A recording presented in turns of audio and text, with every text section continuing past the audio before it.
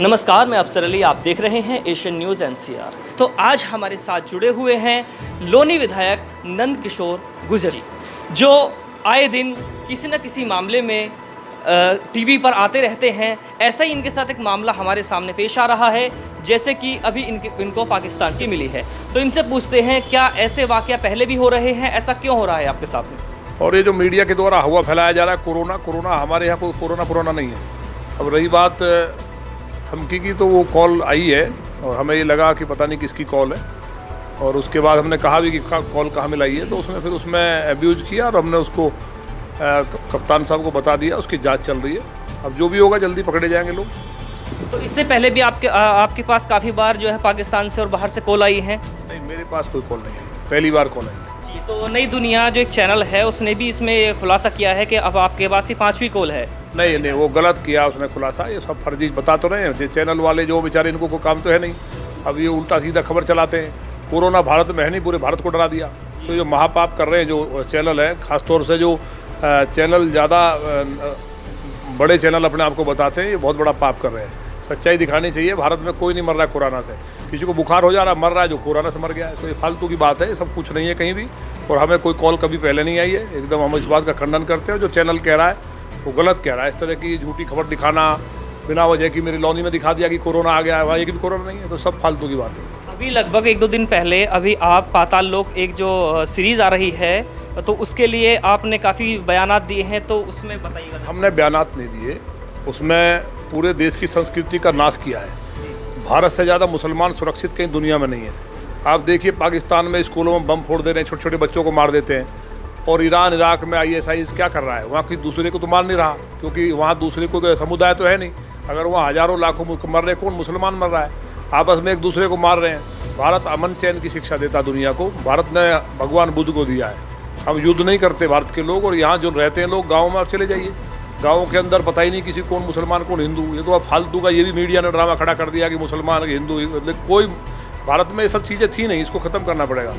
और ये जो सब लगातार जो चीज़ें चल रही हैं, जैसे पाताल लोक सीरीज़ की आपने बात की, अगर उस सीरीज़ को देख लेंगे तो मुझे लगता नहीं कि राष्ट्रद्रोह से कम लगना चाहिए। ऐसे लोगों को भारत से बाहर कर देना चाहिए, क्योंकि उसमें पहले तो गुजर समुदाय की इमेज को दिखाया खराब, त्यागियों के गलत दिखाया है, दलित और जट पंजाब सिख में लड़ते हुए दिखाए हैं, और मॉब लिंचिंग की घटनाएं दिखाई हैं।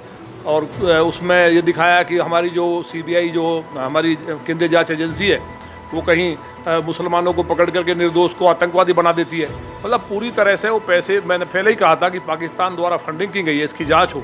और हमारी बात कैसे नहीं होती है, जो पूरी तरह से पाकिस्तान को ये सिद्ध करेगी। अब आप बताइए, कहीं जिस तरह की उत्तर प्रदेश में सरकार चल रही है, पहली सरकार थी, लोग कहते थे कि ये मुसलमानों की सरकार है। उस सरकार में सारे मुसलमान जेल जाते थे फर्जी, एक भी आदमी फर्जी जेल नहीं जा रहा है। आप किसी भी थाने में चले जाओ, कहीं लूट नहीं है। पुलिस वाले पूरे थाना भरा रहता था दलालों से, ठेकेदारी प्रथा थी, हर थाने में ठेकेदार होते थे। आज लौनी जो मेरी विधानसभा, वहाँ थाना नंबर 1 मानते थे कमाई का। आज कोई मतलब ही नहीं है। सारे के सारे लोग पुलिसिंग कर रहे हैं, कहीं भी कोई दिक्कत होती है हम जाते हैं। तो हमारे जो जनप्रतिनिधि हैं वो भी, और माननीय मुख्यमंत्री योगी आदित्यनाथ जी, एकदम जीरो टॉलरेंस करप्शन और क्राइम पे आज लोग देश के यूपी में आना चाहते हैं।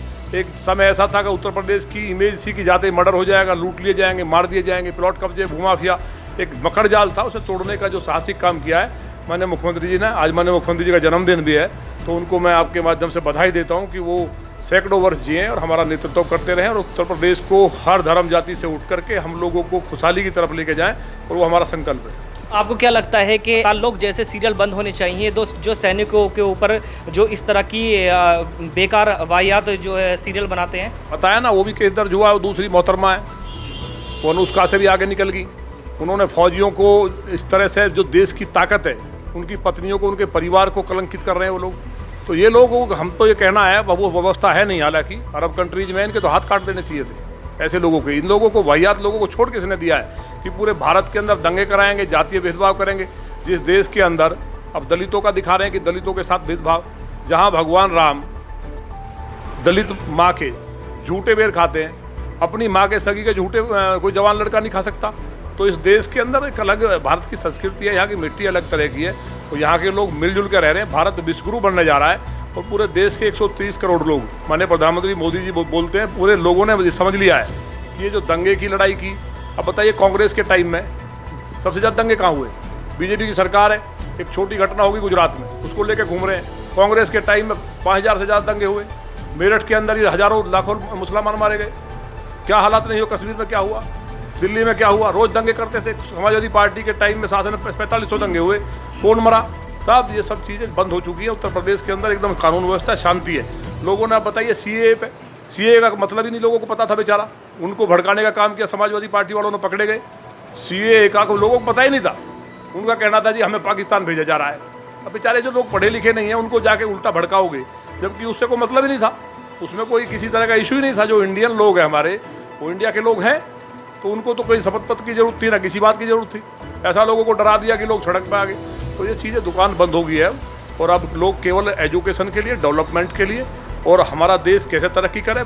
जिस तरह से जापान के अंदर इतनी स्थिति खराब होने के बाद भी वहाँ के लोगों ने जाति धर्म से हट करके केवल ये कि हम जापानी, उस तरह हर व्यक्ति ने मोदी जी के नेतृत्व में जातिवाद, भेदभाव, धर्म सब समाप्त हो गया है और सारे लोग मिलकर के पूरी तरह से ईमानदारी के साथ भारत का एक एक व्यक्ति, भारत की तरक्की कैसे हो, यहाँ रोजगार कैसे उपलब्ध हो और भारत विश्व गुरु कैसे बने, इसके लिए सब एकजुट हो गए।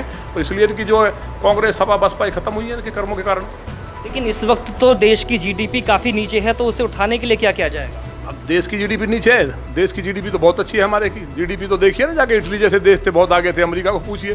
तो हमारी जीडीपी अच्छी है, सब खुशहाल हैं, बढ़िया, खेतों में आटा, अन्न पानी सब चीज़ हो रहा है।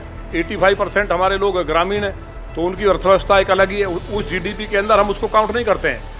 जो जीडीपी का हमारा मानक है वो एक हमारा अलग है, वो केवल हम लोग शहरी जीडीपी पर डिपेंड करते हैं। शहरों के हालात में दूसरी स्थिति आई है। देहात में 85% भारत की जीडीपी तो बढ़ी है। इतनी अच्छी फसल हुई है इस बार कि गेहूं की फसल इस बार जो है, जब राजा अच्छा बैठता है ना तो सारी चीज़ें ठीक होती हैं। इस बार किसानों को एक भी पानी गेहूं का लगाना नहीं पड़ा और इतनी शानदार फसल हुई है कि 10 मन से कम एक बीघे में निकला नहीं है। तो हमारे देश की जीडीपी बढ़ी है, घटी नहीं है। ये जो आकलन है इनको भी शुद्ध करना पड़ेगा, जो हम अंग्रेजी सिस्टम से चले आ रहे हैं। जी नमस्कार, मैं अफसर अली, कैमरामैन शादाब के साथ।